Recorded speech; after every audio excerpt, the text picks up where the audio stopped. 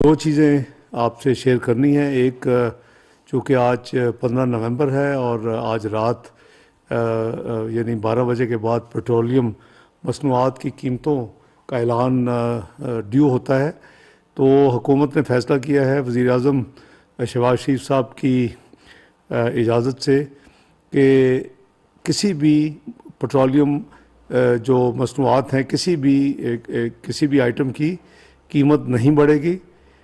तमाम जो हैं items, petrol, diesel, light diesel oil और केरोसिन ऑयल, इनकी कीमतें बरकरार रहेंगी और ये 16 नवंबर से लेके 30 नवंबर तक वही कीमतें होंगी जो आज जो है नाफिजुल अमल हैं। दूसरी इंफॉर्मेशन ये शेयर करनी थी कि 9 नवंबर पिछले बुध वाले दिन हुकूमत पाकिस्तान ने वज़ीर आज़म शहबाज शरीफ और की यानी सरबराही में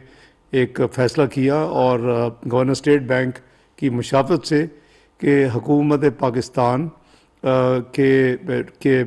यानी फ़ैसले के मुताबिक स्टेट बैंक ऑफ पाकिस्तान और नेशनल बैंक ऑफ पाकिस्तान जो सूद के हवाले से जो वफाकी शरई अदालत का फ़ैसला आया था, उसके ख़िलाफ़ जो अपीलें दाखिल कर चुके हैं, उस फैसले के ख़िलाफ़ उनको वापस लेंगे। मुझे खुशी है अल्हम्दुलिल्लाह। मैंने जैसे कहा था कि चंद दिन में ये इस पे अमल दरामद हो जाएगा, तो अल्हम्दुलिल्लाह स्टेट बैंक ऑफ पाकिस्तान ने भी और नेशनल बैंक ऑफ पाकिस्तान ने भी, जो कि हुकूमत के अवाम के दोनों इंस्टीट्यूशन, अदारे हैं, बैंक्स हैं, इन दोनों ने सुप्रीम कोर्ट में बाकायदा लिख कर ये दायर कर दी है एप्लीकेशन कि हम अपनी अपीलों को वापस लेने की दरख्वास्त करते हैं और वापस लेने के लिए इजाज़त तलब कर ली और ये सुप्रीम कोर्ट में दोनों एप्लीकेशन जमा हो चुकी हैं।